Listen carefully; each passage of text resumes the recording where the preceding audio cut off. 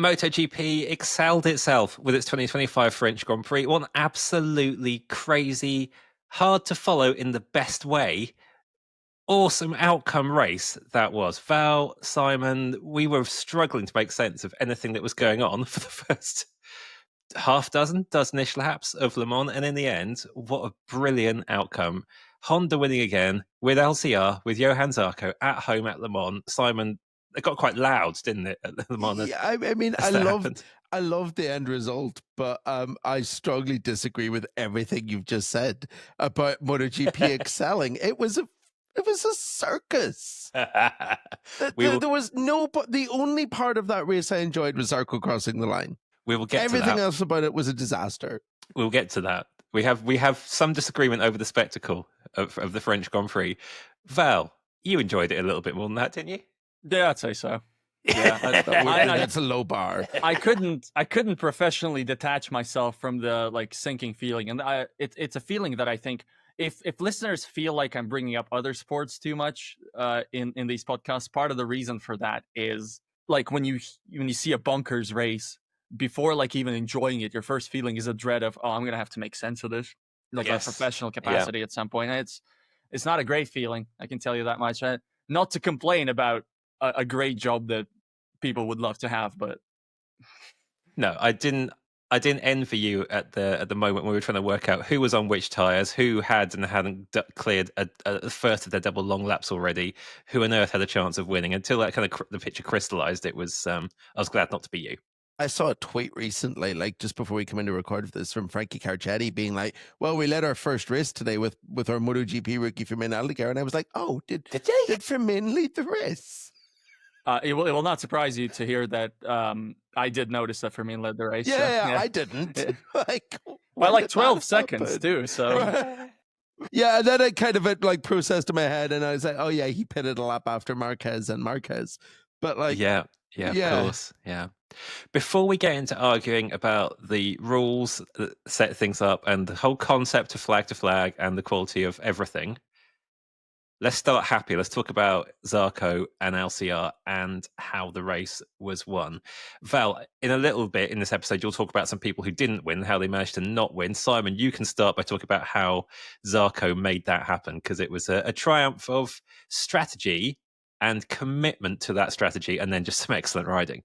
In a race where no one else had a strategy, or barely anyone had a strategy, as we'll come to, he was the one that did have a strategy and then stuck to it. And it was the right strategy because he was smart and intelligent, and his team made a good plan, and he did what they told him, as opposed to everyone else doing whatever they wanted, regardless of what their team told them, essentially. So it was genius. Incredibly well played.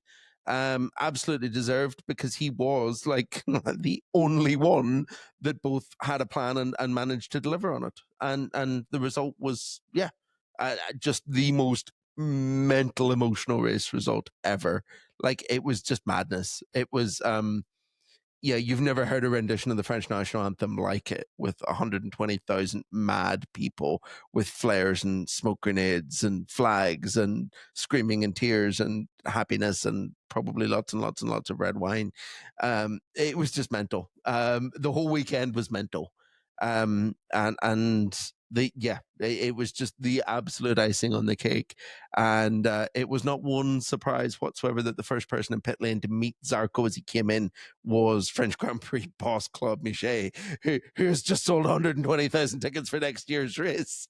But if he hasn't sold 120,000 tickets, if there's still any left when you're listening to this, it's the race to come to now. It is the race on the MotoGP calendar in terms of atmosphere and crowd and energy. And it's just, it's the point I'm trying to make is it's the best weekend on the calendar anyway.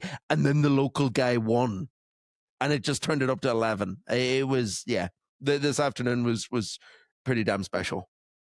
Yeah, if any crowd and any race organizer deserved a romantic shock home winner, it's the French crowd and the French organizer, isn't it? And they've got two French riders, and one of them is a world champion and was on pole position. Yes, and is massively loved and everything. But Zarco kind of fits the Le Mans crowd a lot better than Fabio Quartararo. Like Zarco's, Quartararo's southern and Fabio's a bit more northern, and he's just a bit more in tune with kind of the French biker rather than the kind of Monaco supermodel crowd that Fabio literally hangs around in. But it's just there's that, but it's like the UK. There's that kind of north-south thing, and I think Fabio Zarco fits the aesthetic of the sort of person who comes to Le Mans and camps for the weekend a lot better than Fabio does, because you get the impression that if both of them weren't MotoGP riders, then Fabio would have been on the beach in Nice this weekend, and Zarco would probably have been at Garage Vert, not having showered for 4 days. So he's like the perfect winner for this amazing crowd, That's a great way of putting it. I hadn't thought about their personal hygiene, but yeah, okay, I'll take it. A lot of the praise in the Race Members Club on Patreon was for the sheer quality of Zarco's wet weather riding. We're not surprised about that. We've seen it enough times. But as Mitch McNuggets put it, how good do you have to be to pull out a second per lap on Marc Marquez in the wet? Wowie. And Paul Leggett, Paul, I'm not going to bother with your name, with your middle name being Legatron. You're just Legatron with every comment when you join this podcast from now on. Legatron said, can we stop all the top rack chat? Because there has been a lot of chat about Razgat Dioklu and Honda links, and just give Johann the keys. I've commented before that I think Zarco is possibly the most underrated rider in MotoGP, and I am so happy for him. Great to see a good guy winning. One of my favourite scenes through the whole race was Lucio Cecchinello climbing onto the pit wall and just going slow down at Zarco, because when we realised how fast Marquez was looking in second, and the fact Marquez had got himself up to second, I was thinking, okay, this has been romantic, but there's 2/3 of this race to go. This isn't going to last. Great move to stick with the wet tyres, Zarco, but, podium at best. But he just started pulling away again. I should point out there is a long history of Lucio Cecchinello hanging off pit walls, screaming slow down at riders on his bikes doing miraculous things. Because this is like the third time I've seen this, and I've only been in MotoGP since 2016. Because the last Honda win, Alex Rins at Coda in 2023, when no one expected anyone except for Marc Marquez to be anywhere close to the front of Honda, and the first British win in 35 years, Cal Crutchlow winning in 2016. Both of those, and actually the Crutchlow one was also in sketchy conditions. Yeah, true. And I explicitly remember the exact same body language from a slightly less grey Lucio. Then I had to work with Cal for 10 years, so that explains the grey hair. I remember when Zarco signed his Honda deal, and that was before the Phillip Island win. And I think at one point I made the case that, you know what, I think Zarco is equally likely to win on a Honda as on a Ducati, because if he does win, it's going to happen in the rain. Zarco proved me wrong at Phillip Island, so I was not correct. But this was exactly the kind of race I had in mind. We've known for quite a while that in a certain band of wet weather race, Johann Zarco can just be flat out untouchable. Does the gap flatter him a little bit at the end of the race, the 20 seconds? I think so, because I think Marc Marquez went into Assen 2016 mode. He the same comparison. Yeah, when he surrendered the win to Jack Miller that year on the Mark VDS Honda, just going, you know what, I need the championship points. I think he saw it the exact same way today. He pushed for a couple of laps, saw that the gap wasn't really coming down, and decided, don't need those 5 points. It's okay, you can have it. If he did push full on, I'm still not sure Zarco was particularly catchable, because it felt like those lap times were coming really, really easy to him. Yeah. And we know that the further into the race it goes, wet race or dry race, Johann Zarco steps it up. So it was a great ride in that regard. We're going to go into the merits situation a little bit further in terms of the rules and which win is too random, which win is not random enough, but it's about time he won a wet race, right? I think that's that's fair enough. And I get the impression that the reason that he was pushing at the end of that race, because it was one of those ones where, with everything that was going on, and with where the race was, it would have been really easy to have backed off for safety and lost concentration and done something really stupid. Yeah. And I think he was pushing because he knew he had to keep himself close to the limit to keep the concentration. He's clever enough to do that. And I think that's probably why the gap was going out as well. On the topic of how we rate Zarco generally, like Legatron, I'm going to stick with that. Legatron referred to him as the most underrated rider on the grid. I've been like Captain Zarco fanboy in our work chat sometimes, in qualifying sessions in particular, since he joined Honda. I'm full of admiration for the pace he's shown on that Honda since he was signed. how is he regarded in the rest of the paddock, Simon? Obviously, he's there at Honda more than anything to help the development move forward. But do you get the people have due respect for Zarco? Is he seen as kind of fitting the box of experienced rider who you want around, but he's not going to win for you except in bizarre circumstances?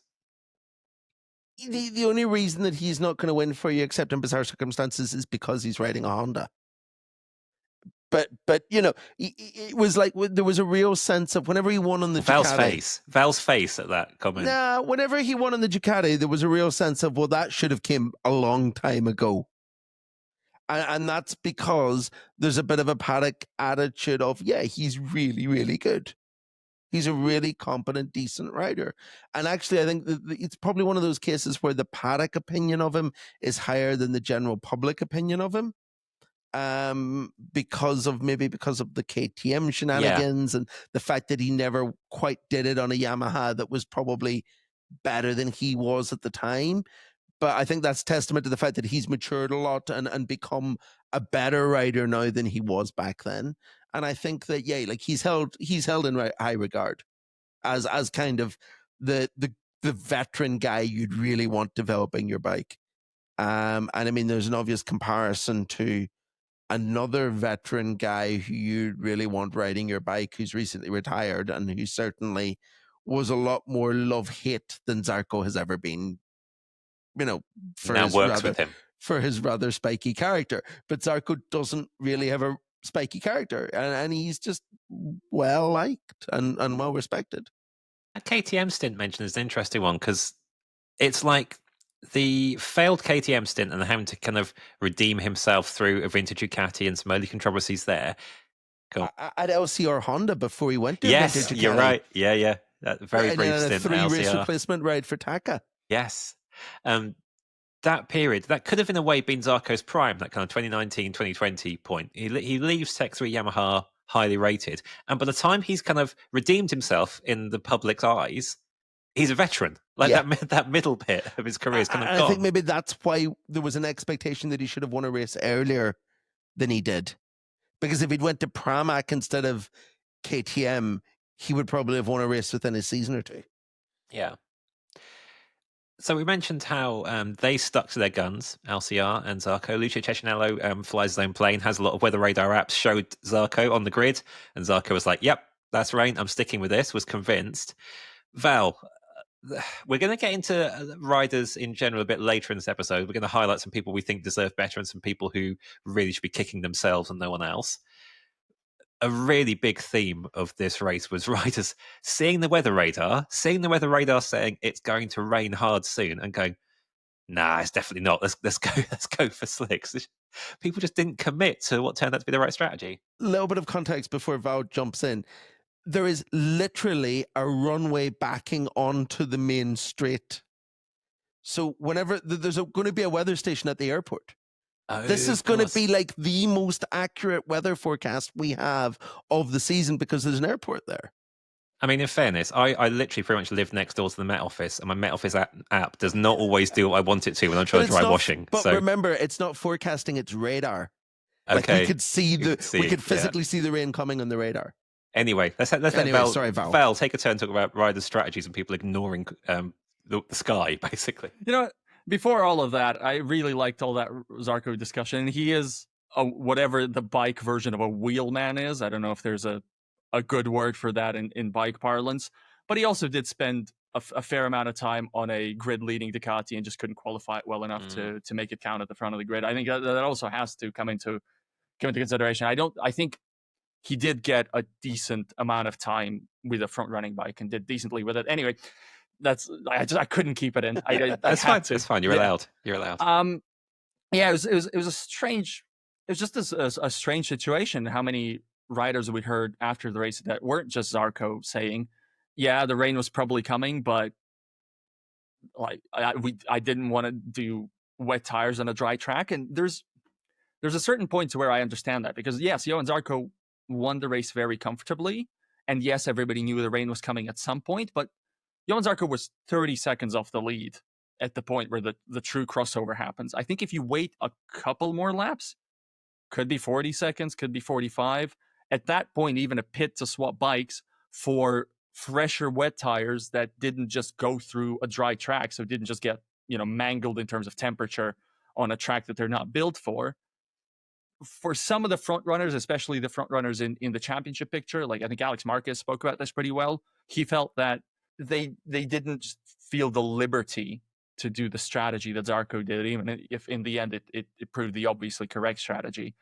I mean, some of the other riders, they did have the liberty to do it and just either, well, I don't want to say chickened out, because Lord knows I wouldn't want to be on wet tires on a dry track around with MotoGP riders around me. I also wouldn't want to be on slicks in that situation. Just get me out of that situation. Don't put me in there. But Sound like Jorge Lorenzo. Or somebody else currently on the grid, but let's not do that this episode. But yeah, there's a lot of riders a lot of teams, a lot of riders who should have known better, who should have been more forceful, who should have had a clearer idea of what they're doing. Because again, Simon, I think you mentioned that as rain's coming, race start time. Yeah. I mean, prepared. We spent 2 hours before the race talking about this, and I had a couple of friends who are also in aviation messaging me like radar links and screenshots and stuff, and it was coming. It was absolutely inevitable it was coming, and it actually said it was going to start with a really light shower exactly at the end of Moto 2, then it was going to ease off for half an hour, and then it was going to come on heavier and heavier, and it did, word for word it did. And it's, I know weather forecasts are not always trusted and whatever, but this isn't, like I said, this isn't forecasting. It's a radar looking at a cloud that's coming towards us. So it's a different scenario. And I mean, MotoGP teams aren't very good at this. They're not as good as Formula One teams. Certainly. At kind of strategy and gaming things and looking at what's coming. And I think there might actually be a few people that go away and kind of have a look at themselves after this and say, right, we need to have a better plan in the future for how to deal with this, and we need to take some of the decision making out of the hands of the rider. Yeah, I mean, so the F1 teams, like, we're not going to get to that point where F1 teams have very sophisticated models to where they like calculate the final race time depending on certain. Yeah, no, we're never going to get there because so much of it's about feeling. Yeah. But I do think that there is a huge unexplored, slightly untapped battleground there, even among the factory teams, where just too much of it is a little unscientific. And, that's going to be also a thing that people really do quite dig also. But yeah, in this circumstance, I think it is actively costing teams points. Like, you do so much effort, you bring like a new little bit of swing arm that brings you half a tenth, and then you forget to look at the weather radar. That costs you. Or you look at the weather points. radar, and then just decide that the 21-year-old on your bike knows better. Yeah. Okay, I'm going to dispute this a bit. Having slightly berated teams for not going with the radar. Yeah, okay. F1, there's a big difference. Some drivers can do slicks in the wet, some can't. It's not the level of difference that feel and confidence makes in MotoGP. We're talking seconds a lap more either way. We're also talking bigger risks in terms of slicks in the wet in MotoGP goes wrong, you're falling in front of someone else. Also, before you get back in, what you said about the tires being mangled, the wet tires being run on the dry track, I was amazed that Zarco kept those tires going so long, considering the punishment they would have taken the first few laps. And that's another thing. Like, if they've got tires that are falling into chunks because they've been wet tires used on a dry track for too long, that's another safety issue as well. So I do kind of get why MotoGP is more likely to go, the rider feels this, go with that than F1.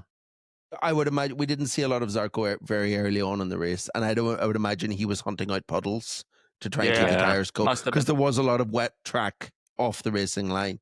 On the other note, though, like the absolute sensible solution in the race wasn't actually telling your rider you need to go with this tire, it's going to rain heavier.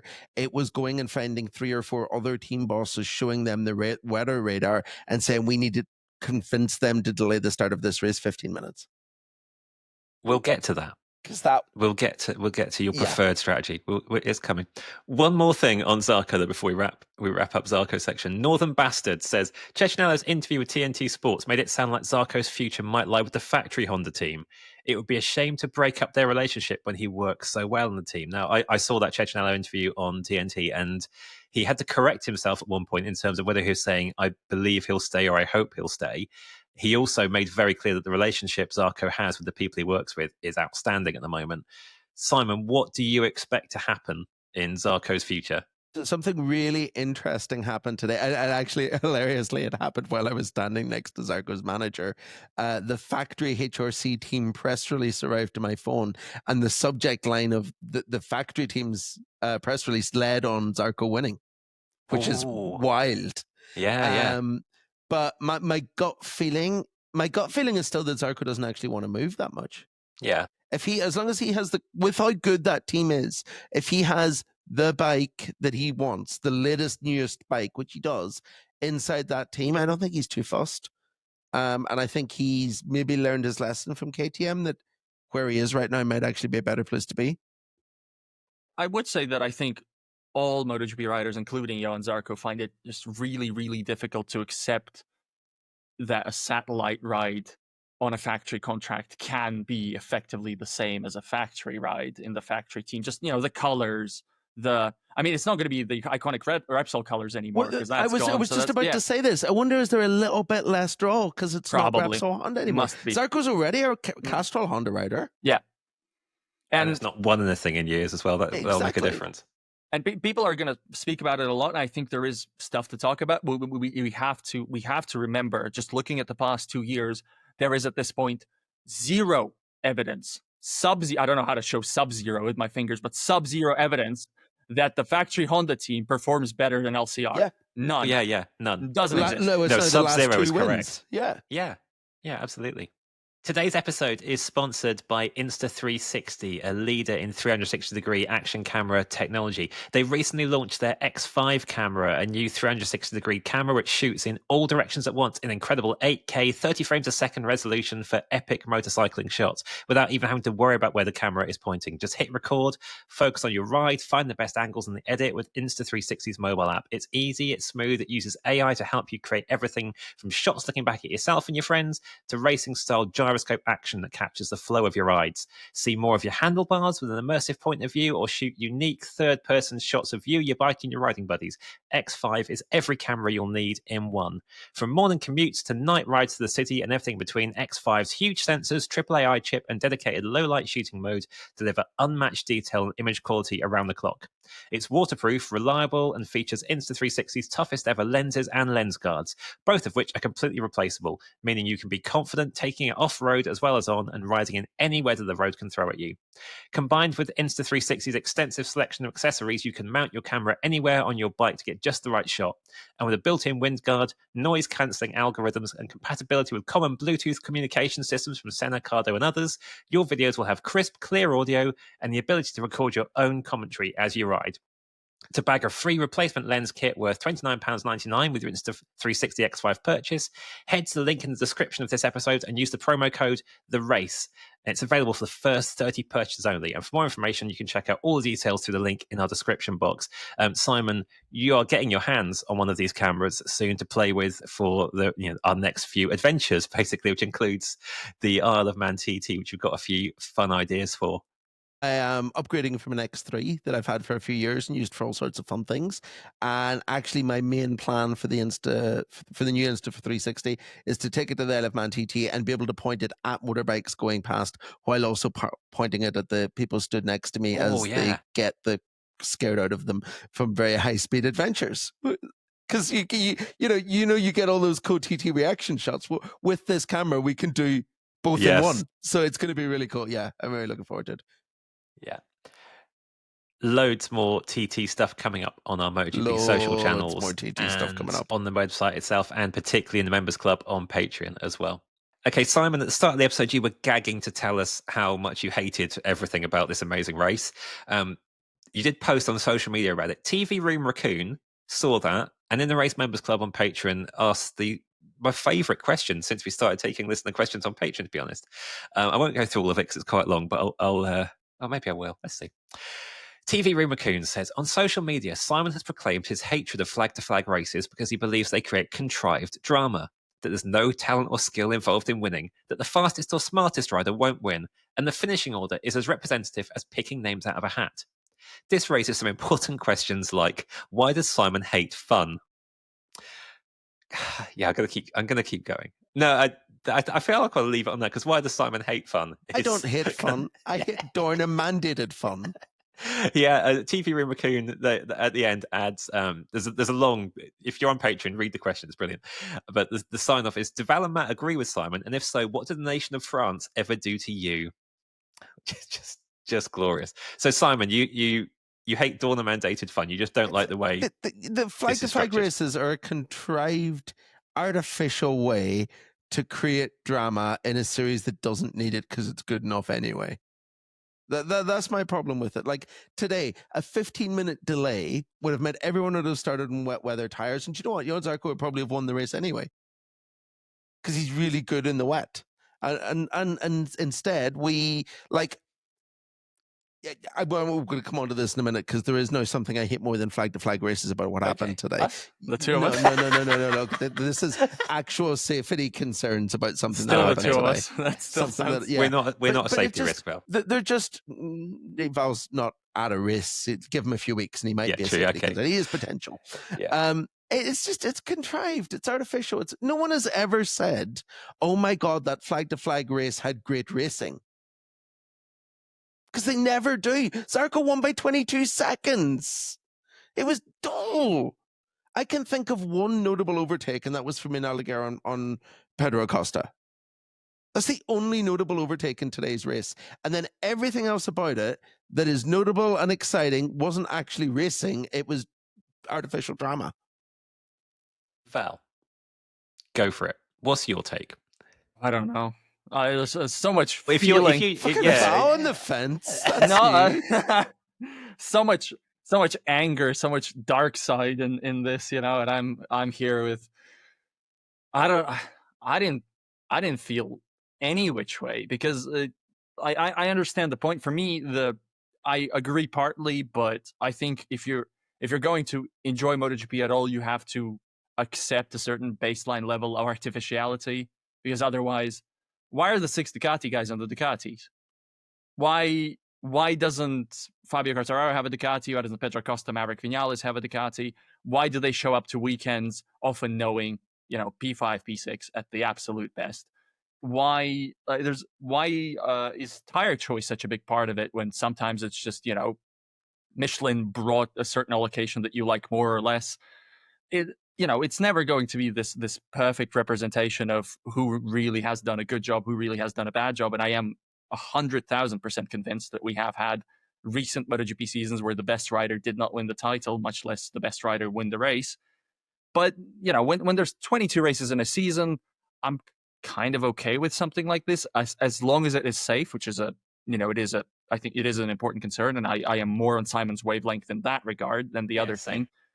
Also, when there's a sprint race in the weekend, it makes this a lot easier to stomach. Because I think I would have been genuinely annoyed if we'd gone through 4 practice sessions of dry weather running to try to understand who's best, who's honed their setup. And then all of that, all the grid positions, everything just gets thrown out of the window immediately. I would have found that irritating. I think with the dry sprint race, that sort of showed me what the actual conventional component of the weekend performance was like. I found it quite easy to enjoy, and I also thought the chess match was entertaining. The long laps, who's speeding up, who's slowing down, etc. But more than that, it's just this MotoGP is in very rude health, and a crazy amount of bikes can win, but the deck's still stacked. Ducati won 22 in a row before today, so the other guys deserve, even if it's a slightly random, a chance to do it. I think my problem is I think that comes in full wet races anyway. I don't think Zarco was winning today from 7th on the grid in the wet. Maybe, but I suppose he was starting quite high up, but still. Yeah. I think Miller was winning anyway. Yeah, quite possibly. With the safety consideration of a flag to flag situation makes it more likely riders will have to chance slicks in the wet in some circumstances. I am uncomfortable with that. I'm simultaneously uncomfortable with that, but also going, yes, slicks in the wet, Brad Binder's win, all of that, and loving elements of it as well. That is the kind of, there's a clash there. I think, Simon, I disagree with you about everything you've said, pretty much apart from the safety aspect. Val, I disagree with you about it all being random, who's on the Ducatis and stuff, because it's like, no, there's elements of like sporting merit or contractual sense or how you've managed your career. There's elements have come together for that. Whether it drizzles or not and what you do about it is a bit of a lottery. I don't care. I love it. We've got, like you say, 20-odd races, of which 17, 18 will probably be straightforward. Marc Marquez should have won this, but he fell off in 4 of them. He's won the rest of them.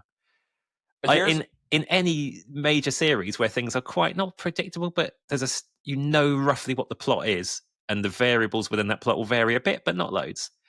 A mad, showery, crazy, wet, dry, who's on what tyres race, I love it. It's almost certain to shake things up, and we need a little bit of punctuation like that. And the racing wasn't great at the front. I still felt extremely tense, just thinking, please, Zarco, don't mess this up, and just waiting to see what happened behind him as well, where things were closer and unexpected names in strange places. We'll talk about a few of them later on, but we had a wildcard test rider finishing so up with Raul Fernandez looking good. Loads of unexpected things happened, and they wouldn't have happened in a dry race, and they might not have happened in a non-flag to flag wet race. I'll stop now, Simon. You can talk. Do you know what's really weird though, right? I never had nerves about Zarco. He got to the front on wet tires, and I thought, "Oh, cool, Johann Zarco's won this." Yeah, no, there was never a doubt that Zarco was going to ride off and win it. Then there was no drama regarding him once he got to the front on the wets. I was like completely confident that was game over. So any drama that there was behind that mainly came from Yamaha's, didn't it? Well, yeah, true. I think I didn't trust Zarco, but I think any rider in the lead in those conditions has a vulnerability, and also the whole his wet tires have done a stint being mashed on a dry track thing was sticking with me. Obviously, I should say I like how you pointed me as a total nihilist who says everything is random, to the point where I think my rider rankings for this weekend should just be everybody in the same place being like, they did the race they were always going to do. It's all predetermined, and then the end. Actually, that would save me a lot of work. Well,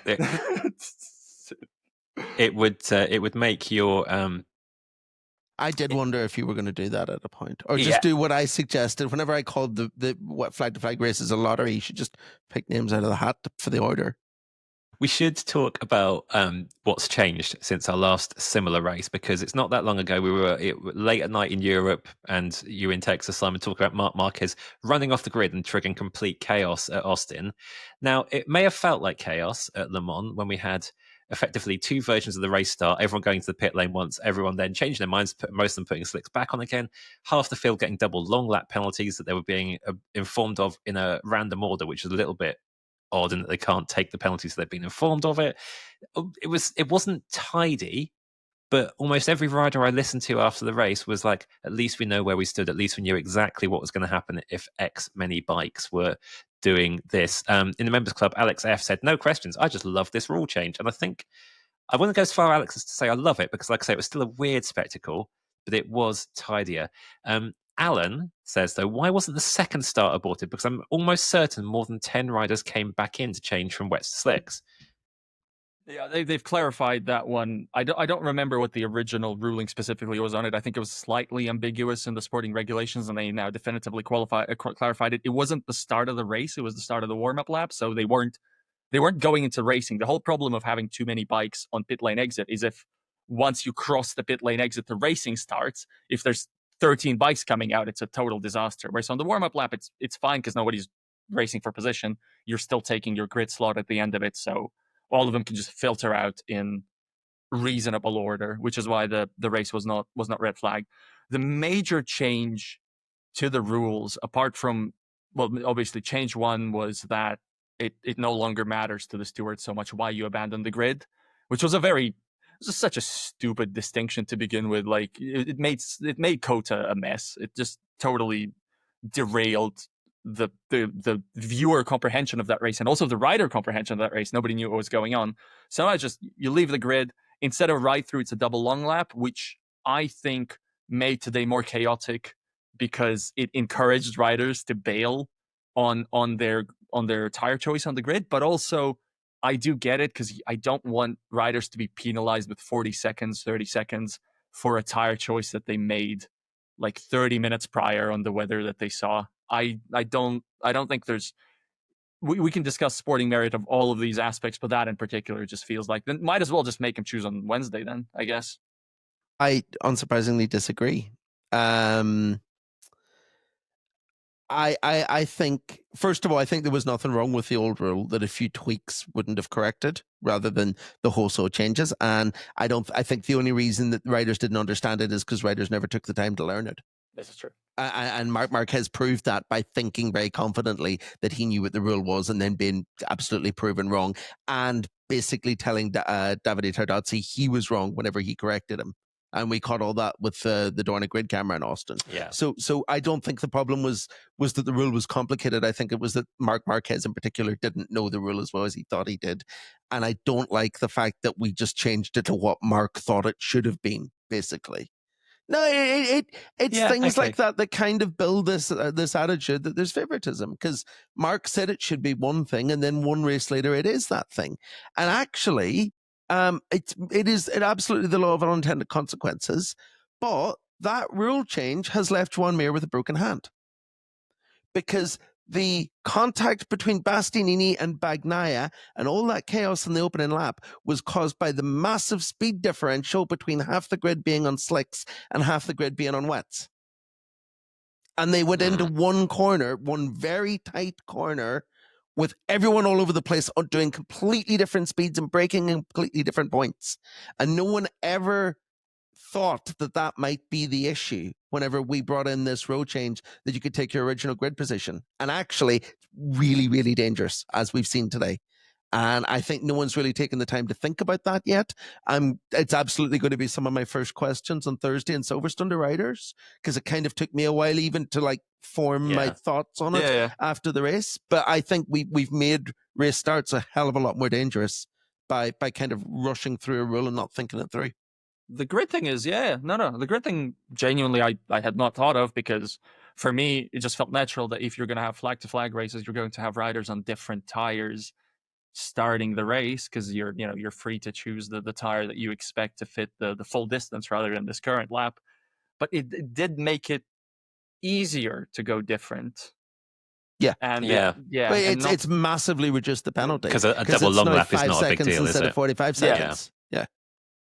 Which so was not, you were completely right. It makes it easier to make that decision now. But I think the decision he made, I don't know you're right on the decision. I think the bigger factor is that it's a way to remove the pit lane start problem. Yeah. You can't have 20 riders lining up in the pit lane and starting safely. Yeah, Simon's answer will be just delay the start. And it will. And in that situation, it is just Yeah. If you want the chance to ask Simon if he hates fun or France as concepts, go on, Sorry, Simon. Matt, I've just hit another. There is another solution, actually. Okay. There is another solution. It's the Jack Miller Argentina solution. If you leave the grid, you line up in your original grid order, starting from last place. Yeah. That's the solution, actually, isn't it? That separates out the people on different the haves and the have-nots. Tires, doesn't it? Yeah. There's not a perfect solution at any point when it just starts raining a little bit and the decision is not a clear cut. It's pouring now. Everyone did the same thing. It is imperfect, but you've very slightly won me over to your line of argument, but I still disagree on 90%. As I was saying, if you want the chance to ask Simon if he hates fun or any other abuse, but delivered politely, because you're a lovely crowd in there, please join the Members Club. 75% off your first month at the moment. If you're already in there, we've got another 2015 revisited episode coming up this week. It'll be Sachsenring. I think we're on to now. I've heard Marquez goes all right there. We've also got loads of extra TT content. Simon's bagged a load of exclusive interviews. John McGuinness, Josh Brooks, everyone. Peter Hickman, Davy Todd, yeah, everyone apart from Michael Dunlop, because interviewing Michael is not the easiest thing to do. But I've got a really, really good Michael Dunlop story in the pipeline using surprising other voices. Excellent. Yeah, they are. We've got loads of those. We'll give you them all uncut in a special episode in the members club, and we'll filter them through in the main feed in some teaser snippets as well as we build up to the Isle of Man TT, which Simon will be going completely nuts at straight after Silverstone in a couple of weeks' time. And also, all of the podcast episodes are now available on YouTube as well. We're being filmed for all of them. You get to see Val's rare facial expressions and Simon taking subtle drinks when I've asked him not to. You make me sound like an alcoholic. Yeah, of water. Well, as far as we know. Yeah. Yeah. Let's talk about the French guy who was getting all the crowd's cheers for the first 2/3 of the weekend. Fabio Quartararo was an absolute superhero demon again. Pole position, another one of those pole laps that just makes you go, where did that come from?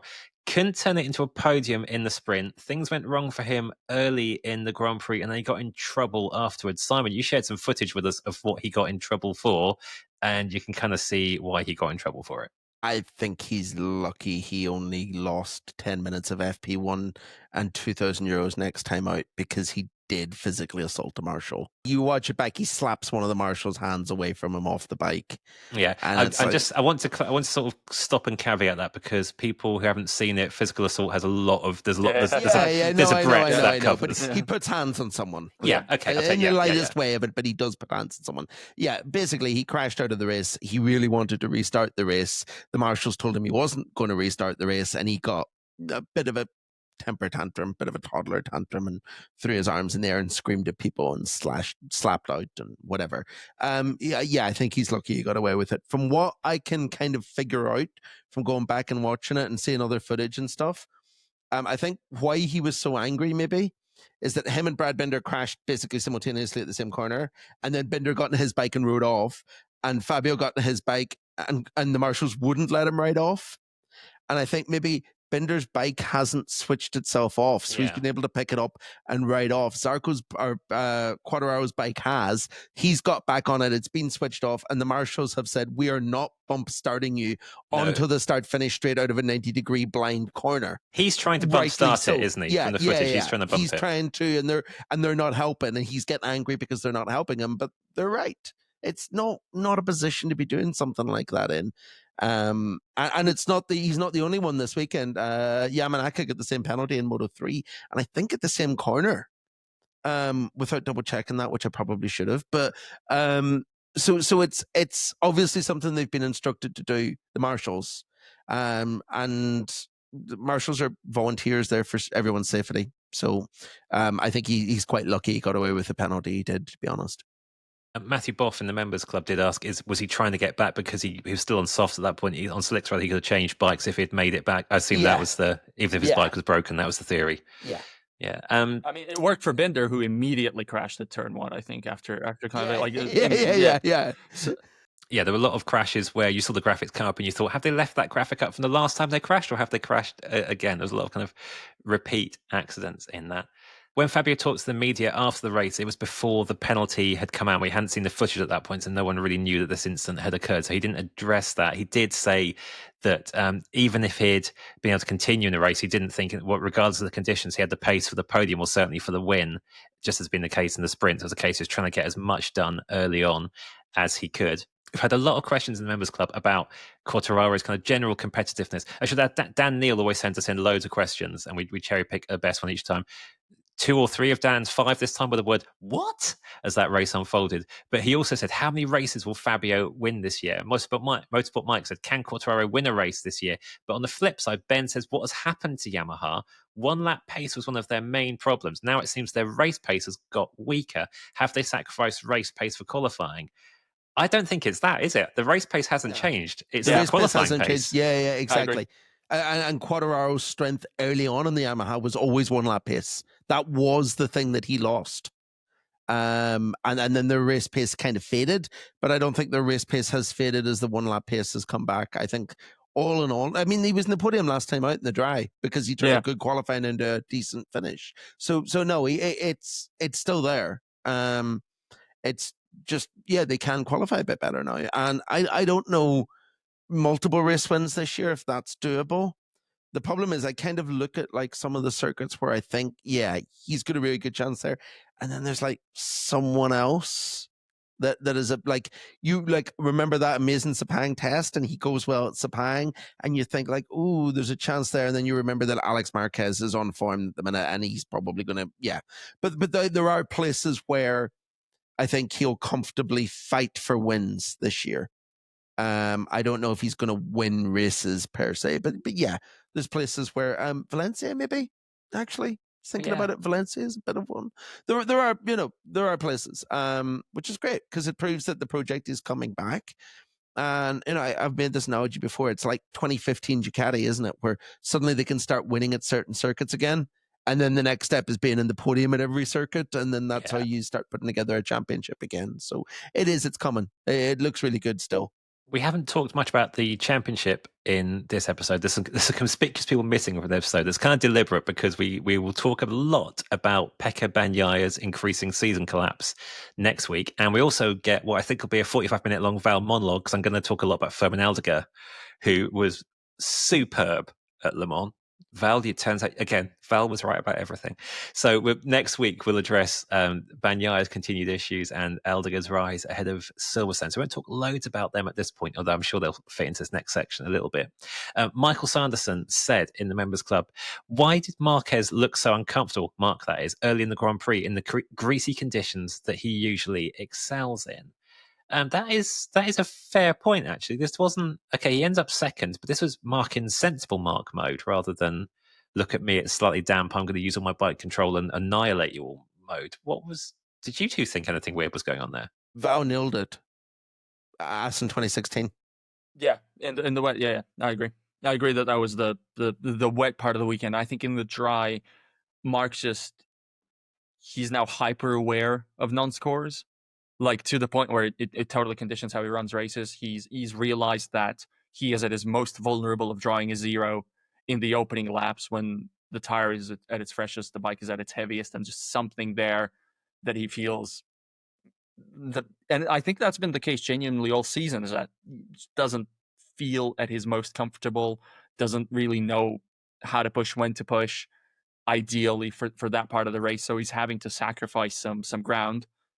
And it like at Jerez, he was slow in those early laps, and then it bit him, and then he crashed out. So here, what I think was important to understand going through this weekend is that actually this was like a Saxon Rincota level Mark in the dry. Yeah. All weekend I felt. Yeah. I mean, it's slightly, depending on the temperature, depending on the conditions, maybe more or less, but I think this was a Mark who realized that this season, in the latter half of a conventional dry race, nobody can get in the same zip code, and especially not here. I think he knew that, I dropped to 4th, 5th, whatever, it's fine. Late in the race, none of them have anything for me. I think after the sprint, he said he ran 4/10 off what he could have run. I believe it. Oh, yeah. I saw his practice pace. I think that's, maybe not 4/10, but I think that's quite legitimate. If we had a conventional dry weekend without the rain interruption, I had it penciled in as a Mark 37.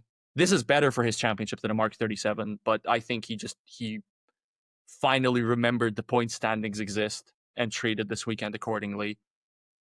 I think this links into our previous question, to be honest, as well, though, because even when you were answering about Yamaha's progress, Fabio's good circuits and that sort of thing, the biggest reason that Fabio Quartararo is going to win a race this year is if Mark goes into, I've got a big points lead, second place will do today mode.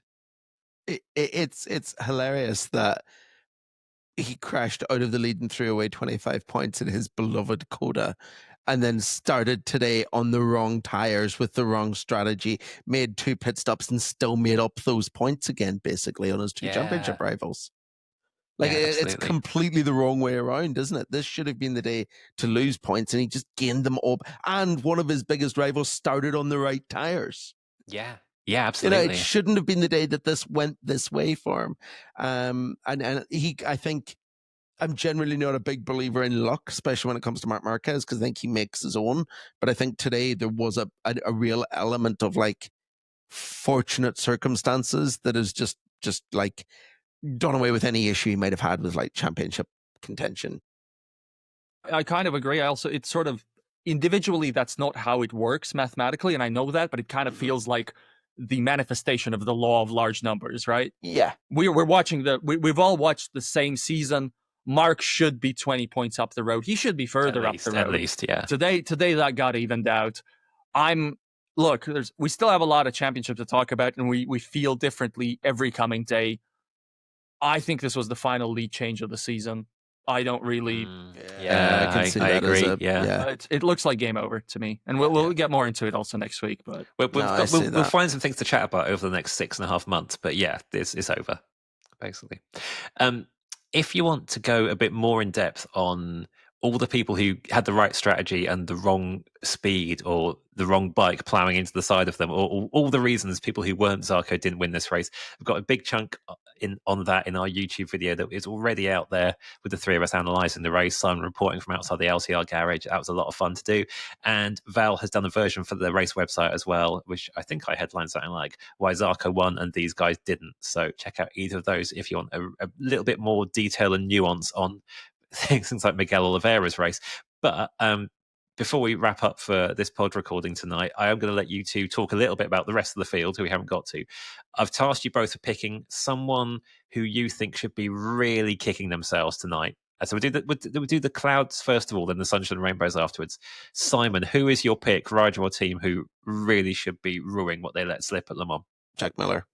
Yeah. Jack started the race on the right tires, had the right strategy, knew what he was going to do, is a wet weather expert, and made a bit of a rookie error. Crashed out and just threw it away. He should have won that race. He should have been 5 seconds in front of Zarco today. Jack knows what he lost there as well. Val, who is your pick for who should be kicking themselves, particularly on Sunday night? Yeah, I mean, unfortunately, obviously, like it has to be Miller also. But if we ignore that, the YouTube viewers will be able to see my massive deer in headlights moments when I realized I did not prepare anything for this. I was just hoping I got to go first. Yeah. There's a couple of them for like two slightly different reasons. I think just quickly, Brad Binder, not Mr. Reliable at all this weekend at all, and that's like the pace actually seemed fine. The pace seemed kind of fine, but on your better weekends, do better. Capitalize on that. Otherwise, you're capitalizing on your bad weekends and then not delivering on your better ones, which is not great. Marco Bezzecchi is a big one for me. Yeah, I agree. He needed that. He was on the right strategy, scared himself off that strategy. Then did he fall at least once? I lose count of who fell and who didn't. Yeah, he did. Yeah, he really, of all the riders who needed to turn that into a result, he was very high up the list. Qualified well, finally, for once on the Aprilia. I mean, relatively speaking, well, it was 0.8 to Polar, so it's not great. It was Q2, but it was Q2, and it was a good grid position, and then just there's nothing to show for it. Yeah, I don't remember how many points he is on right now, but whatever the number is, it is so much slower than what I expected at this point in the season. At this moment. Yeah. And he went off in the sprint as well. It's the exact same thing as Jerez. Bike shakes under braking. I go off. Worse in the slipstream. I do get that. But it's like when you've made the same mistake twice, okay, if it's a habit the bike's got and you really need points, surely there's something you can do about that. Surely there's more mitigation. I'm very disappointed with Bez's season at the moment. I don't know he is as well. You can really hear that. But yeah, gosh. Okay, let's cheer things up. Val, you can go first this time. Who do you think deserves a shout out for being brilliant, who we have not yet given a shout out to? Oh, wow. I mean, it's taking a long time to say Lorenzo Savadori. Well, no, we've already mentioned Fermin Aldeguer, so I presume that's not where I thought you were going at all. I thought it was really clear, this one. I thought this was another one. I thought I was disappointed I wasn't going first. Well, Simon, can you go first? I'd like to steal it on the buzzer here. Yeah. I like traditional flag-to-flag disaster zone. Maverick Vinales was P5. Yeah. I was like the happiest man in the world after Zarco went today because of it. Like he was so buzzing about how amazing his normally awful flag-to-flag performance had been. And I think, it's another day where he kind of reassures everyone that he is the Johann Zarco that KTM needed. I was desperately searching for a non-Maverick Vinales name in my head somewhere because I think I'm getting a bit of a reputation here. And also, honestly, like this in a way, this is kind of almost his least impressive weekend since Kota, because the other KTM's actually had something for him this time. Yeah. Still put up huge points. I mean, yeah, this is it. He scored huge points. And I did not really notice Maverick Vinales particularly at any point this weekend. And normally that's because he started so badly he's in the Moto 2 race. In this occasion, it's just because he was quietly scoring a lot of points. Fair play to Vinales. Really settled on KTM. The other one to throw in there is that despite how fast Joan Mir has been all season, Taka Nakagami now only has 2 points less than him in the championship standings. Which is mad. So I wasn't going to let myself pick one, but I was going to go for Taka actually if it got to that, because I know he was a long way off the pace, but I just find it really reassuring that a wildcard test rider can still get that result in whatever weather. I feel like if this had been 12 months ago and Taka was a full-time LCR rider, he'd still have been in the same position. Yeah. Like all that time off the bike's done or nothing crashed. to adjust. Yeah. I think that's insanely harsh on Nakagami to say he would have been a minute off Zarco in the same strategy. I don't think that's true at all. The same strategy in the same race, you know. Yeah, I wonder where Chantra would have been today, actually, a fully fit Chantra. Yeah. Because you'd imagine he'd have went with a Zarco strategy. Yeah. And he's good in the wet. He is, isn't he? Yeah. Shame. That's a real shame, actually. Yeah. Really disappointed now that he's not here. Yeah. I'm going to squeeze another one I do want to give a nod to. I don't think it changes anything. And I think he was slightly delusional in how he started describing things as having changed something afterwards. Maybe not delusional is too harsh. We need proof. I know who this is. Yeah. Ralph Fernandez. Ralph Fernandez got a result. And he qualified well as well. In his defense, he was as delusionally happy on Saturday because he thinks that they've started to put things together. And Sunday was kind of maybe the good result that he needed in whatever circumstance to justify to himself as the biggest confidence rider in the grid that actually it is all coming together. He out-qualified Igor by that might have been, this might have been a really important weekend for him, regardless of the conditions, whenever we look back at it in 4 or 5 races time. And remember, this is a weekend that started with the bike leaking oil onto his rear tire and spinning him off on the outlap. Launching him because of weird mechanical issue. Okay, I think that's enough shout-outs to people who've done good and bad things through the weekend. Or just not done anything, like Sanka Chantra. Yeah, who just haven't been here. Yeah. Jorge Martin, hope you enjoyed that watching at home as well. Would love to see what you've done in that race. You probably did today, actually. Yeah. Yeah, I can it's imagine. Not one that anyone would have liked to have been in, per se. I talked to Miguel Oliveira after the race about Texas and how he quite enjoyed watching it from the sofa. Can I redeem my unused shout-out? Yeah. Maria Herrera, 4th in the MotoGP. Right? Hell yeah. Yes. Yeah. Yes. Oh, we need to talk about baggers next week, don't we? We should. Can we not give any bagger racing? I thought that was Pecco Bagnaio's nickname. Oh dear. We'll get into that. We'll get to baggers. We'll get to Bagnaia. We'll get to Bradley Smith at some point as well. And well done, Maria Herrera. Although I was about to say, don't give any spoilers because my daughter still hasn't watched the second WCR race from Cremona because we haven't caught up on that yet. So. Anyway, on that note, Simon, you'll be at Silverstone with some companions because we're sending Megan and Ollie to that to join you. Before that, we've got more TT exclusives coming up in the main feed and on Patreon. And before that, on the main feed and on YouTube, we'll be talking Pecco Bagnaia and Fermin Eldiger. Val's off to finish his rider rankings. I'm poised to see what on earth they look like. Simon should probably go to bed. We're back in your ears very soon.